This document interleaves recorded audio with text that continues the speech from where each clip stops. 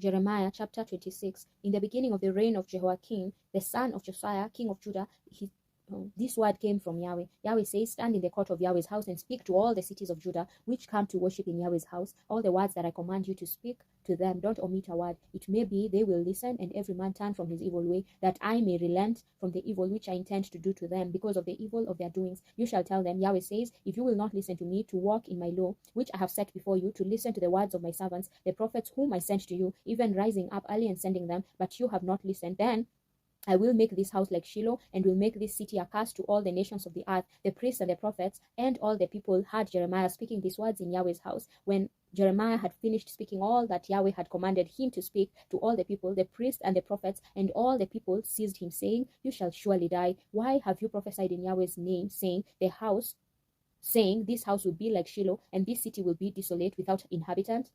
All the people were crowded around Jeremiah in Yahweh's house. When the princes of Judah heard these things, they came up from the king's house to Yahweh's house, and they sat in the entry of the new gate of Yahweh's house. Then the priest and the prophet spoke to the princes and to all the people, saying, this man is worthy of death, for he has prophesied against this city, as you have heard with your ears. Then Jeremiah spoke to all the princes and to all the people, saying, Yahweh sent me to prophesy against this house and against this city, all the words that you have heard. Now therefore amend your ways and your doings, and obey Yahweh your God's voice. Then Yahweh will relent from the evil that he has pronounced against you. But as for me, behold, I am your hand.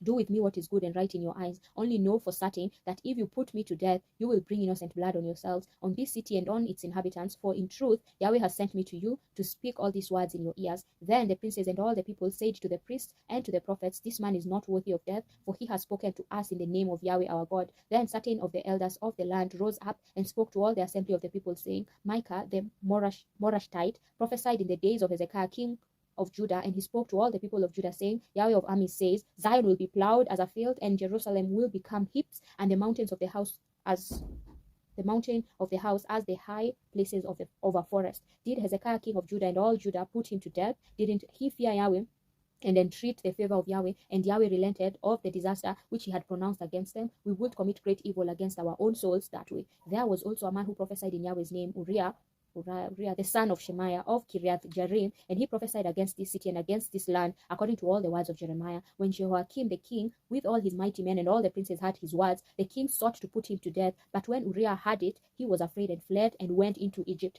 Then Jehoiakim the king sent Elnathan the son of Achbor and certain men with him into Egypt. They fetched Uriah out of Egypt and brought him to Jehoiakim the king, who killed him with the sword and cast his dead body into the graves of the common people. But the hand of Ahikam the son of Shaphan was with Jeremiah, so that they didn't give him into the hand of the people to put him to death.